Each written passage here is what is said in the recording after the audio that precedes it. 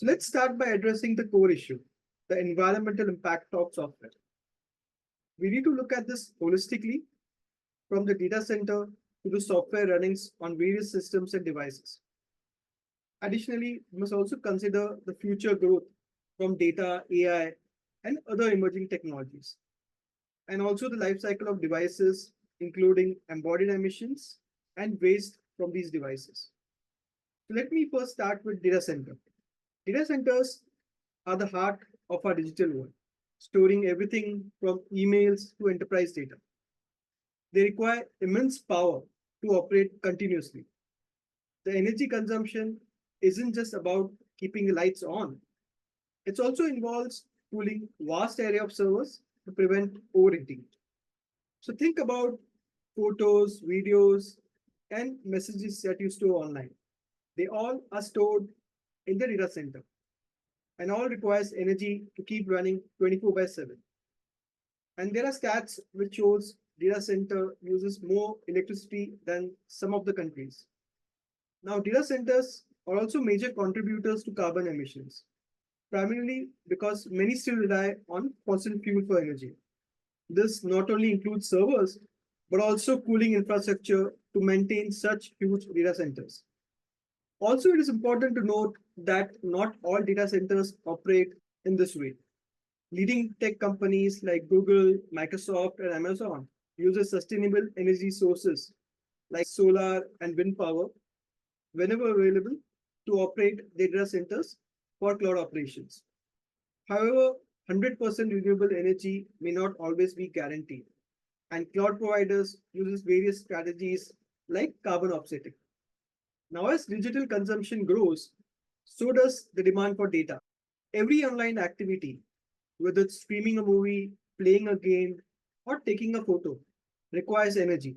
This increase in data usage, along with the transmission of data, directly leads to more energy demand, highlighting the need for more efficient management and sustainable practices in handling the growing data demands.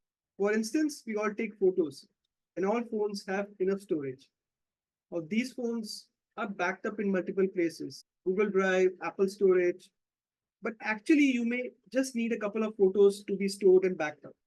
The same problem happen in enterprises where the data keep getting stored in terabytes and petabytes, and storing, processing, and making sense of the data requires significant computation, which leads to carbon emissions.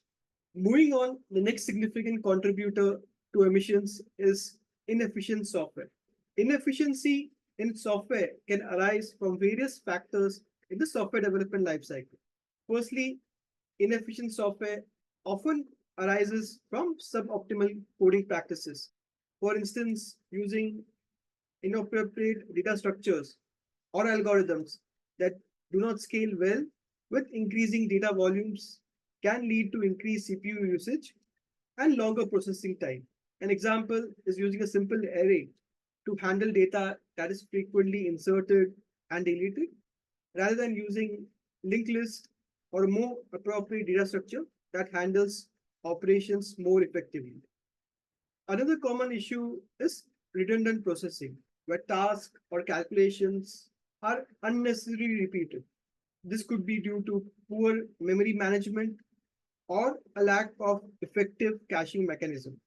Poorly designed software also fails to make use of any modern hardware capabilities, such as multi-threading and parallel processing. This underutilization means that the software does not perform as efficiently as it could, leading to longer runtimes and increased energy consumption. In addition to these technology inefficiencies, software often become inefficient over the time due to lack of updates or maintenance. As the environment in which the software operates evolves, for instance, new updates to operating system, packages, or new hardware, the software may not remain optimized for new conditions, leading to increased resource demands. And the impact of inefficient software is just not limited to increased energy consumption. It also affects device performance. leading to slower responses and reduced productivity. And you may end up upgrading the devices instead of making software applications more efficient. So, understanding and improving software efficiency is crucial for developing sustainable technology solutions. And this is where the developer community has a role to play by creating energy efficient software. A next significant contributor to emission is electronic waste. The rapid pace of technological advancement often leads to shorter lifespan for devices, resulting in significant electronic waste. How often do you or your friends upgrade to the latest phone? Just because your phone is slow, new versions of applications are not working, or you need a better camera. Old devices often end up as e-waste, which is harmful to the environment. And this is true for enterprises that have invested in large data centers. The combination of high energy use, carbon emissions, and e-waste from software and devices contributes significantly to environmental problems. And with the current exploration rate, emissions from the information and communication sector is expected to be 14% by 2040. This study does not include new technologies like generative AI and the immense infrastructure required for training and inference of large language models, which magnifies this problem even further.